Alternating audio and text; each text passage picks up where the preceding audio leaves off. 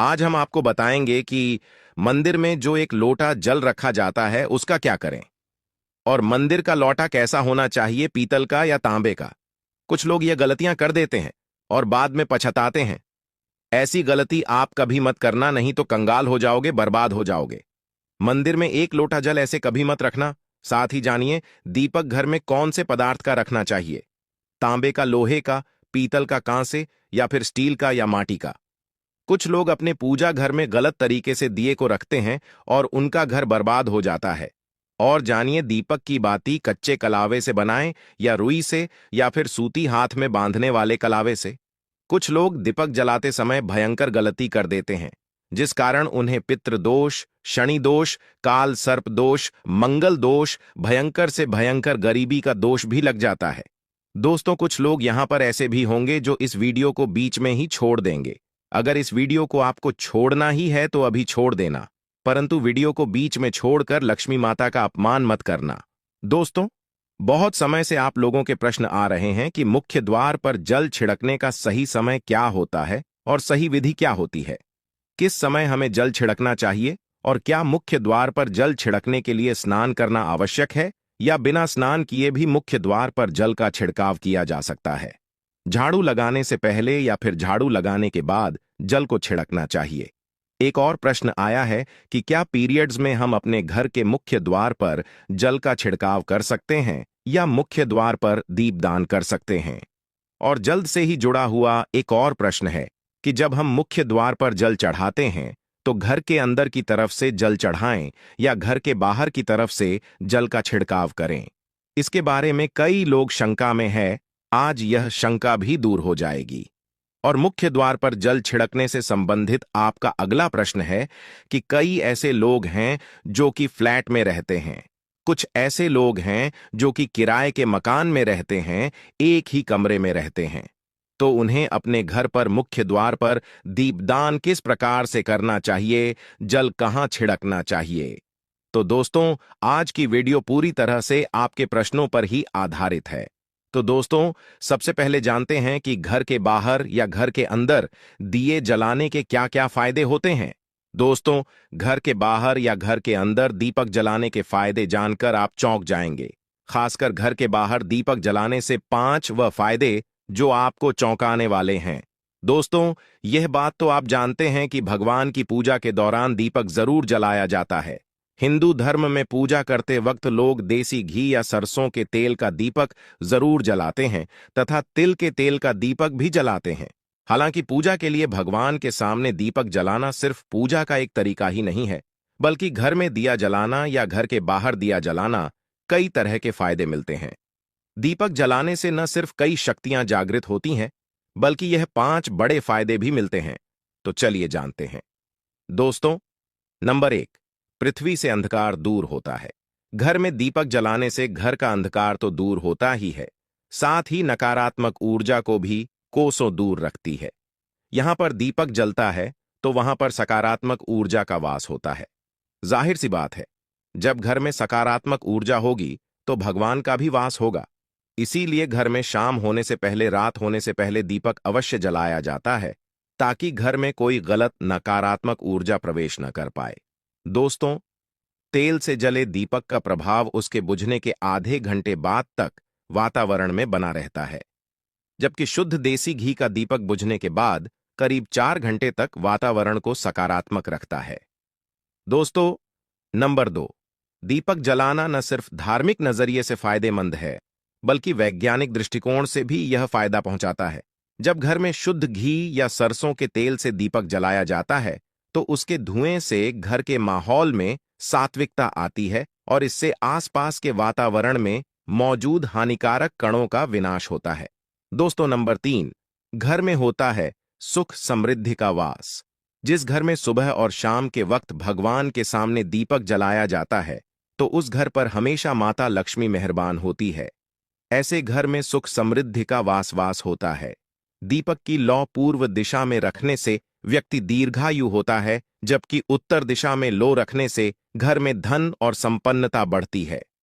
दीपक न सिर्फ हमारे घर के अंधकार को दूर करता है, बल्कि यह हमारे जीवन को भी अंधकार से प्रकाश की तरफ बढ़ाता है। दोस्तों, नंबर 4, बीमारियों को दूर भगाने में मददगार। घर में दिया जलाने से बीमारियां घर के आसपास भी नहीं भटकती। घर के सभी परिवार सदस्यों को हर बीमारी से बचाव मिलता है।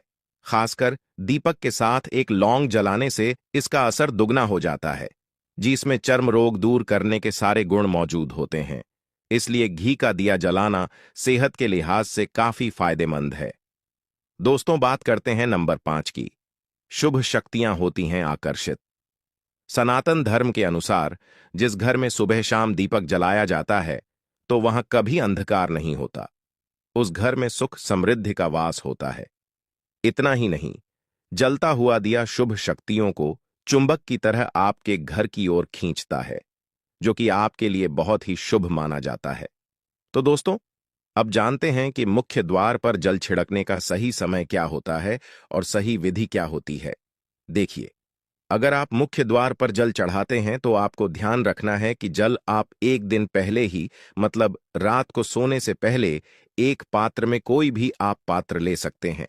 जैसे कि आप तांबे का पात्र ले सकते हैं, तांबे का ना हो तो आप पीतल का ले सकते हैं, स्टील का ले सकते हैं, चांदी का ले सकते हैं। जो भी पात्र आपके पास उपलब्ध हो आप उसे ले सकते हैं।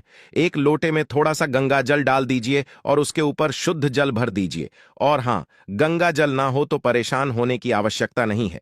सिर्फ शुद्ध जल से भी आप पात्र को भर सकते हैं और उस जल से भरे पात्र को अपने घर की रसोई में रख दीजिए। अब जैसे कि आप अगले दिन सुबह उठकर जल का छिड़काव अपने घर के मुख्य द्वार पर करेंगे। देखिए, मुख्य द्वार पर जो सुबह सबसे पहले जल छिड़का जाता है वो हर प्रकार की समस्याओं को घर से दूर करने के लिए छिड़का जाता है।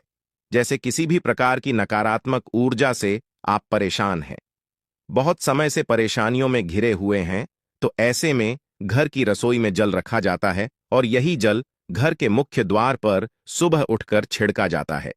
इस जल के छिड़काव से आपके घर की कोई भी परेशानी हो बहुत शीघ्र समाप्त हो जाती है। इस उपाय को करने से आपके घर में सुख समृद्धि भी आती है, बीमारियों से भी मुक्ति मिलती है। मतलब देखिए, किसी भी प्रकार की मानसिक परेशानी हो, शारीरिक परेशानी हो, आर्थिक तंगी हो या आपके घर में कोई वास्तु दोष हो, किसी भी प्रकार के ग्रह दोष हो, तो आपको सभी प्रकार के दोषों से, ग्रह दोषों, मुक्ति मिलती है। वास्तु दोष और पितृदोष भी समाप्त होता है। इसके साथ ही जैसे कि बहुत से लोगों के प्रश्न होते हैं कि उनके ऊपर किसी ने कुछ कर करा दिया है, उनके परिवार में किसी भी प्रकार की पहले कोई परेशानी नहीं थी, लेकिन अभी कुछ समय से परेशानियां लगातार आती ही जा रही और कोई रास्ता नहीं मिल रहा है परेशानी से निकालने का। तो किसी के भी किए कराए तंत्र मंत्र का प्रभाव हो, किसी की बुरी नजर का प्रभाव हो, तो भी आपके इस उपाय से, मतलब इस एक लोटा जल से, आपकी परेशानी कुछ ही दिनों में समाप्त हो जाती है। तो यह घर की सभी परेशानियों से मुक्ति पाने का रामबाण और सबसे सरल, सबसे आसान उपाय होता है, जो हमारे शास्त्रों में वर्णित है।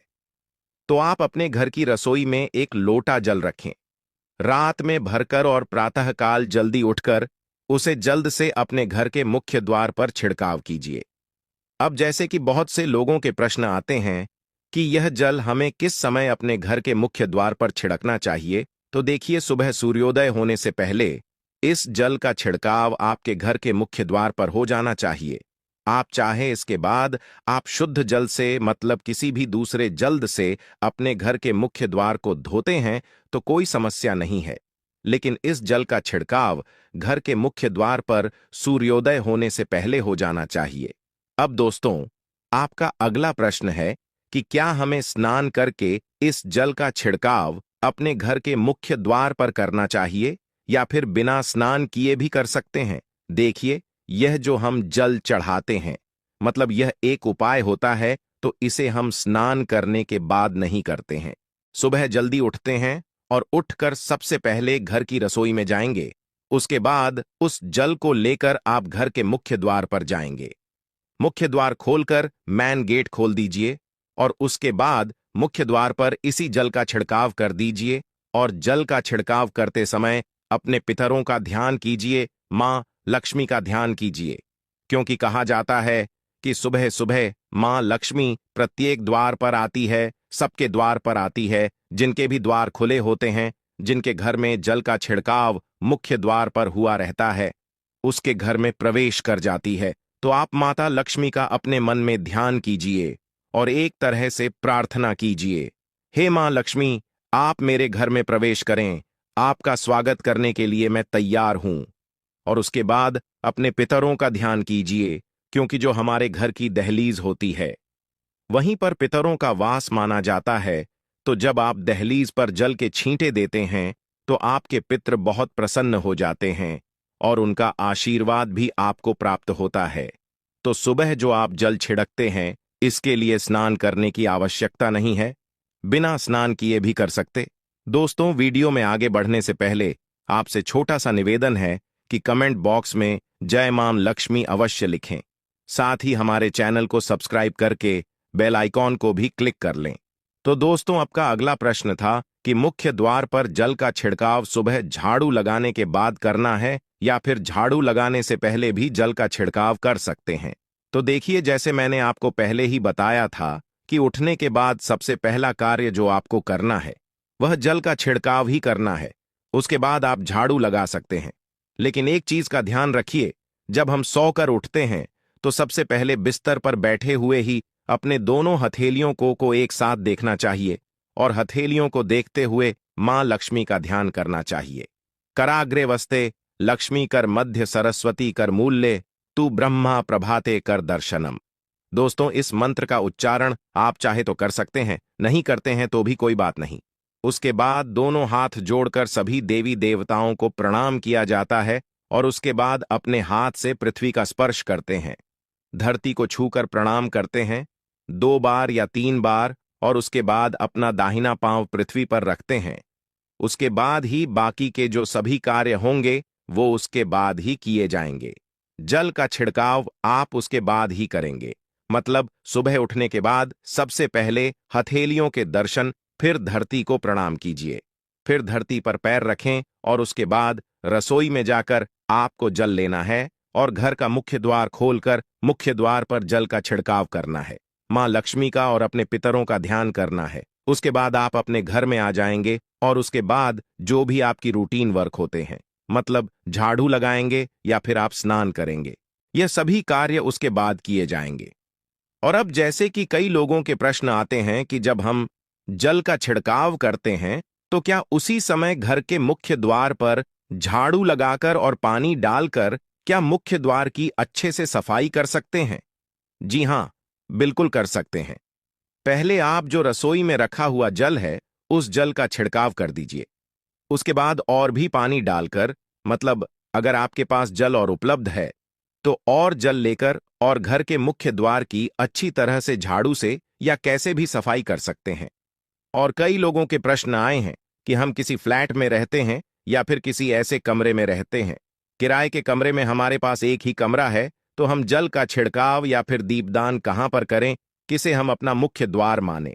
देखिए, जो आपका अपना कमरा है या फिर जो फ्लैट है जहां पर आपका नेम प्लेट लगा हुआ है, आप उसी स्थान पर दीपदान करेंगे और उसी स्थान पर आपको जल का छिड़काव करना है। मतलब जहां पर अगर एक ही कमरे का मकान है तो आपके कमरे का दरवाजा है, वहीं पर आपको थोड़ा सा जल छिड़कना है और वहीं पर आप दीपदान भी करेंगे, जो कि मुख्य द्वार से जुड़े हुए उपाय होते हैं। वह आप अपने घर के, मतलब जो अपना कमरा है उसके बिल्कुल दरवाजे के पास ही करेंगे।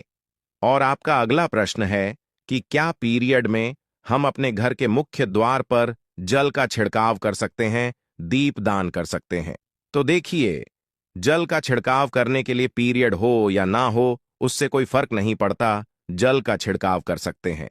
रही बात दीपदान की, तो दीपदान देखिए कार्मिक पूजा में आ जाता है और कार्मिक पूजा हम बिना शुद्ध हुए नहीं कर सकते हैं, मतलब पीरियड समाप्त होने के बाद ही आप कर सकते हैं। दोस्तों, बाकी जल का छिड़काव आप कभी भी कर सकते हैं, पीरियड्स में भी कर सकते हैं, कोई समस्या नहीं है। और अब आपका प्रश्न है कि क्या मंदिर में जो हम जल रखते हैं क्या वो रखना जरूरी है, और अगर हम रखते हैं तो उस जल का क्या करें? देखिए, मंदिर में जल रखना बहुत आवश्यक है। जल एक ऐसी चीज होती है जिसमें सभी प्रकार की जो एनर्जी होती है वो जल में समाहित हो जाती है। जो हम पूजा पाठ करते हैं, मंत्रों का जप करते हैं या वहां पर प्रार्थना करते हैं, जो भी हमारे अपने मन की कामना भी कहते हैं, भगवान से तो सभी चीजें उस जल में समाहित हो जाती हैं। इसलिए पूजा करने से पहले घर के मंदिर में एक लोटा जल रखा जाता है और उसके बाद दीपदान मतलब एक दीपक प्रज्वलित कर दिया जाता है। यह अग्नि और जल का एक तरह से बैलेंस भी हो जाता है और इसलिए शास्त्रों के अनुसार घर के मंदिर में एक लोटा जल हमेशा होना चाहिए और दीपक भी प्रज्वलित करना चाहिए। तो अब इस जल का करना क्या चाहिए? देखिए, जब हम जल रखते हैं सुबह की पूजा में रखते हैं, मतलब सुबह जो हम पूजा करते हैं, प्रातःकालीन पूजा, उस समय जल रखा जाता है और वह जल्द हम अगले दिन उठाते हैं। मतलब जब आप अगले दिन पूजा करने जाते हैं तो सबसे पहले तो उस जल का प्रयोग सुन लीजिए। आप अपने घर के सारे कमरों में मतलब पूरे घर में उस जल का छिड़काव करते हैं तो इससे आपके घर शुद्ध हो जाता है, क्योंकि वह बहुत ही पॉजिटिव एनर्जी से भरा हुआ जल होता है। इससे कई बीमारी भी दूर हो जाती है। उस जल का छिड़काव करने से किसी भी प्रकार की नकारात्मक ऊर्जा का प्रवेश आपके घर में नहीं होता। किसी भी प्रकार की परेशानी आपके घर में हो, अगर आप नियमित तौर पर उस जल का छिड़काव करें अपने घर में तो निश्चित ही आप परेशानियों से मुक्ति पा जाते हैं।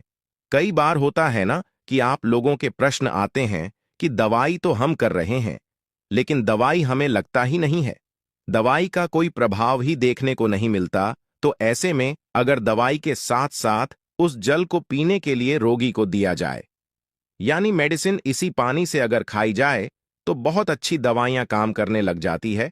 और जैसे कि परिवार में अगर बहुत अधिक क्लेश रहता है, हमेशा आपस में हर बात पर मतभेद होता है, तो परिवार के सभी सदस्य इस जल में से अगर थोड़ा थोड़ा पीते हैं तो धीरे धीरे विचारों में परिवर्तन आने लग जाता है।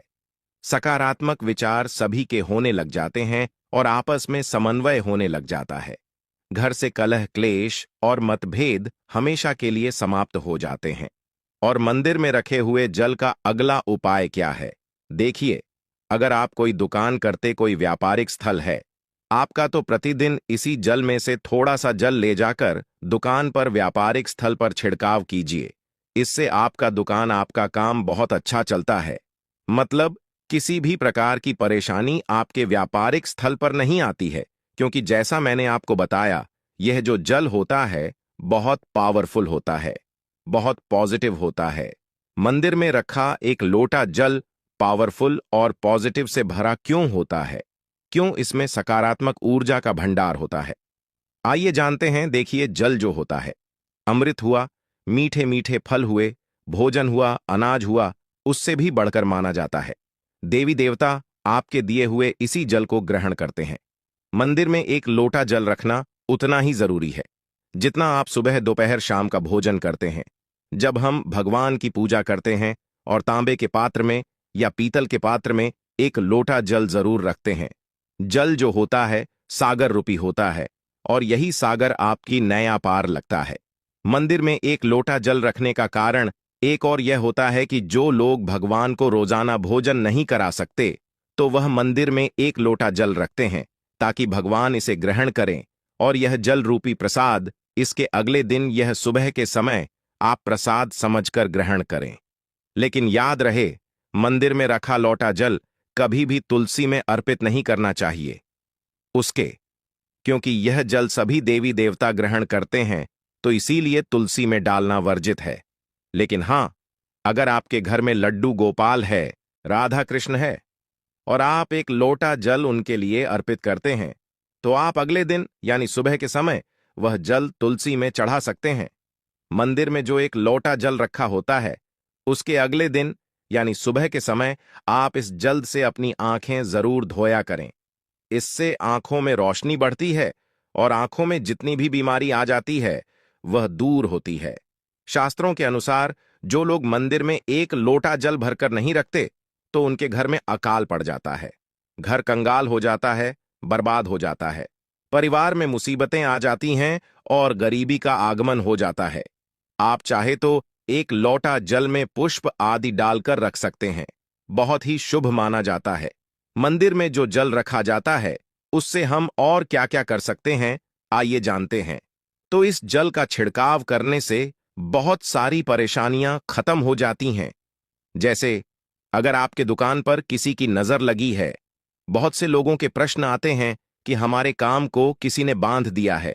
मतलब किसी की बुरी नजर ऐसी लग गई है कि पहले तो दुकान बहुत अच्छी चलती थी, अब नहीं चल रही है। तो आप इस उपाय को कर सकते हैं। निश्चित ही बहुत जल्द ही आपको परेशानियों से मुक्ति मिल जाती है और दिन दुगनी रात चौगुनी आपके व्यापार में तरक्की होती है। और हां, मंदिर में रखे हुए जल को आप अपने घर की रसोई में खाना बनाने में पीने में भी प्रयोग कर सकते हैं। लेकिन खाना बनाने में प्रयोग तभी कीजिए जबकि आपके घर में बिल्कुल सात्विक भोजन बनता हो। मतलब लहसुन प्याज अगर आपके घर में बनता हो तो खाना बनाने में इस जल का प्रयोग नहीं किया जा सकता है। फिर आप इस जल को थोड़ा थोड़ा परिवार के सदस्य मिलकर ग्रहण कर सकते हैं और बचे हुए जल को आप अपने घर में पौधों में डाल सकते हैं। तो देखिए, ऐसा नहीं है कि मंदिर पर रखा हुआ जल बेकार होता है, किसी काम का नहीं होता है। बहुत सारे उपयोग इस जल के होते हैं। अगर हम सही तरीके से प्रयोग करें तो अपने जीवन की बहुत सारी परेशानियों का समाधान मात्र इस एक लोटा जल से हम कर सकते हैं। तो ध्यान रखिए कि मंत्रों से अभिमंत्रित जल बहुत महत्वपूर्ण होता है, बहुत शक्तिशाली होता है और हमारे घर के मंदिर पर रखा हुआ जल देवताओं का आशीर्वाद होता है, क्योंकि पूरे समय वह देवताओं के पास होता है। देवी देवता वहां पर रहते हैं, तो उस जल में हर प्रकार की शक्ति समाहित होती है, जो कि सकारात्मक शक्तियां होती है। और इस जल का प्रयोग अगर हम सही तरीके से करते हैं, मतलब उसको पीने में करते हैं, खाना बनाने में करते हैं, घर में जल का छिड़काव करने में करते हैं, तो इससे हमारी समस्याओं का समाधान होता है। और अगर कोई भी कार्य नियमित तौर पर मतलब प्रतिदिन किया जाता है तो उसका हमें लाभ प्राप्त होता है। कभी कभी करेंगे तो निश्चित ही आपको उतना लाभ दिखाई नहीं देगा, लेकिन अगर आप नियम बना लेंगे कि हर रोज उसी जल्द से घर में छिड़काव करना है, घर में प्रत्येक व्यक्ति को थोड़ा थोड़ा पीने के लिए देना है, बचे हुए जल को पौधों में डाल दीजिए, दुकान पर छिड़क दीजिए, अपने घर के व्यापारिक स्थल पर छिड़काव कीजिए, बच्चों की बुक्स शीश में, अपने घर की तिजोरी में, हर जगह इस जल का छिड़काव कीजिए और नियमित तौर पर कीजिए। चमत्कार आपको निश्चित ही देखने को मिलेगा। इसी प्रकार से जो रसोई में रखा हुआ जल होता है, उसका छिलका आप अपने घर के मुख्य द्वार पर कीजिए, तो इसका भी आपको लाभ बहुत ही शीघ्र दिखाई देगा। लेकिन इसे अपने रूटीन में शामिल करना होगा, प्रतिदिन नियम से यह कार्य करना होगा, तभी आपको लाभ देखने को मिलेंगे। और हां, कई लोगों के प्रश्न आते हैं कि मंदिर पर जो रखा हुआ जल होता है, तो जब हम अगले दिन उठाते हैं तो उसमें कई बार कोई कीड़े मकोड़े पड़ जाते हैं। क्योंकि खुला होता है तो क्या हम उसे ढक सकते हैं? तो मैं आपको बताना चाहूंगा कि हां, बिल्कुल ढक कर रख सकते हैं। पूजा करने के बाद आप उस जल को किसी भी प्लेट से या कटोरी से ढक दीजिए। फिर जब आप अगले दिन उस जल को उठाएंगे तो बिल्कुल शुद्ध और साफ सुथरा जल आपको मिलेगा और जल का प्रयोग आप अपने किसी भी कार्य में कर सकते हैं। और दोस्तों, आप जब भी घर के मुख्य द्वार पर जल छिड़काव करें तो गणेश जी भगवान का यह मंत्र जरूर बोले, ओम गणपतये नमः। और जो हमने आपको वीडियो में बताया है उसे ध्यानपूर्वक अच्छी तरीके से समझकर अपने घर के मुख्य द्वार पर जल का छिड़काव करें। दोस्तों, अब जानते हैं कि दीपक किस पदार्थ का होना चाहिए, लोहे का, तांबे का, पीतल का, कांसे का, या फिर स्टील का, या माटी का। आखिर घर में कौन सा दीपक रखना शुभ माना जाता है? अगर गलती से भी घर में गलत पदार्थ का दीपक रख लिया है तो पूरा घर अस्त व्यस्त हो जाएगा, कंगाल हो जाएगा, बर्बाद हो जाएगा। दोस्तों देखिए, स्टील के दीपक में पूजा करना घर में शनि को कुपित करता है। घर में लोहे के दीपक से भी पूजा नहीं करना चाहिए, घर बर्बाद हो जाता है, गरीबी आ जाती है। बाजार में लोगों को लुभाने के लिए कांच के दीपक भी आ गए हैं। बिल्कुल भी गलती से भी घर ना लाएं, नहीं तो राहु केतु आपके घर चले आएंगे और घर बर्बाद हो जाएगा। कांच का दीपक शनि और राहु को नाराज करता है। तांबे का दीपक, पीतल का दीपक, माटी का दीपक धन की देवी माता लक्ष्मी को आकर्षित करता है। घर में कोई और दीपक नहीं लाना चाहिए। पीतल और माटी का दीपक शुभ और मंगलकारी माना जाता है, जिससे शनि और राहु केतु भी प्रसन्न रहते हैं। मंगल भी भारी नहीं होता। कच्चा कलवा तथा रूही का दीपक ही जलाना सर्वश्रेष्ठ माना जाता है। जो लोग सूती धागा जो हाथ पर बांधा जाता है उसकी बाती बनाते हैं तो उस घर में परेशानी और गरीबी आ जाती है। रुई और कच्चा कलवा ही शुभ माना जाता है। दोस्तों, अब जानते हैं मंदिर में घंटी क्यों बजाई जाती है, घंटा क्यों बजाया जाता है, ताली क्यों बजाई जाती है, मंदिर के अंदर कारण क्या है, शंकर के मंदिर में घंटी क्यों बजाई जाती है, ताली को बजाना क्यों नकारा जाता है। तो यह पुराण है कि मंदिर के अंदर या घर के अंदर आप गरुण घंटी जब जाते हो, घंटी नाद जब करते हो तो शिव महापुराण की कथा और लिंग पुराण की कथा, विष्णु पुराण की कथा कहती है मात्र घंटी का नाद कर देने से जितने भूमि पर तीर्थ है, जितने साधक साधना कर रहे होते हैं, जितने जप तप कर रहे होते हैं, जितनी पवित्र नारी स्त्री का पालन कर रही होती है, जितने दान हो रहे होते हैं, कुछ समय पर जिस समय तुमने घंटी बजाई है उस समय पर वह सारे पुण्य घंटी का नाद कर देने से तुम्हारे खाते में आ जाते हैं। शिव मंदिर में तली क्यों बजाई जाती है? मंदिर में जितने भी बैठे होंगे, जो भजन कर रहे होंगे, जो साधना कर रहे हैं, अभिषेक कर रहा है, पूजन कर रहा है, 3 बार ताली बजाने से उनका सारा का सारा पुण्य हमारे खाते में आ जाता है, खिंचा चला आता है, हमारा भाग्य प्रबल हो जाता है, 1 सेकंड में हमारे खाते में आ जाता है और हमें लगता है कि हम शंकर को रिझा रहे हैं। घर में गरुड़ घंटी का नाद करना। दोस्तों, इसलिए बच्चों को खेलने के लिए घंटी नहीं दी जाती। गरुड़ घंटी कोई खेलने को नहीं देता। दूसरा सामान दे देंगे पर गरुड़ घंटी नहीं देंगे। क्यों नहीं देते? क्योंकि गरुड़ घंटी का जब नाद किया जाता है तो सबका पुण्य हमारे खाते में जाता है। कोई साधारण नहीं है घंटी बजाना। पूजन के समय, स्मरण के समय पर भजन आदि करना चाहिए। इसलिए घंटी भी हर कभी नहीं बजाई जाती। और आपसे निवेदन है कि मंदिर में भी जाओ तो घंटी का नाद करो तो बड़े प्रेम से करो, ऐसे नहीं बजाओ। कई मंदिरों में मंदिर का पट बंद हो जाता है तो भी लोग घंटी बजा देते हैं। ऐसा करने से पाप लगता है। भगवान अगर मंदिर में सो रहे हैं तो उस समय घंटी बजाना घोर पाप माना जाता है। जिस जगह पर ब्राह्मण विद्वान है, साधक हैं, संत हैं, साधु, मंदिर अगर बंद होता है तो उसके साथ में घंटी के नीचे के भाग को रस्सी से बांध दिया जाता है जिससे घंटी बजे ना। कहते हैं अगर भगवान विश्राम कर रहे हैं, सो रहे हैं, निंद्रा में है या मंदिर का दरवाजा बंद है, उस समय अगर आपसे घंटी गलती से भी बज जाए तो कहते हैं कि 11 ब्राह्मण के भूखे रहने का दोष लग जाता है। घंटी बजाने का सबसे शुभ समय माना जाता है सुबह 4 बजे से लेकर सुबह 11 बजे तक अत्यंत दुर्लभ और मंगलकारी माना जाता है। इस समय घंटी बजाना चाहिए और रात के समय शाम 6 बजे से लेकर रात 11 बजे से पहले तक पूजा पाठ तथा घंटी बजा लेनी चाहिए, क्योंकि 12 बजे से पहले तथा 12 बजे के बाद मंदिर के पट बंद कर दिए जाते हैं। इस समय देवी देवता विश्राम करते हैं, निद्रा में चले जाते हैं। इस समय उन्हें जगाना मतलब और पाप का भागीदार बनने के बराबर है। आप अपने पुण्य नष्ट कर सकते हैं। तो दोस्तों, आज की जानकारी कैसी लगी कमेंट करके जरूर बताना। अगर आप थोड़ा बहुत भी माता लक्ष्मी का सम्मान करते हैं तो एक लाइक जरूर करना। साथ ही हमारे चैनल को सब्सक्राइब करके कमेंट में जय माता लक्ष्मी जरूर लिखें। धन्यवाद।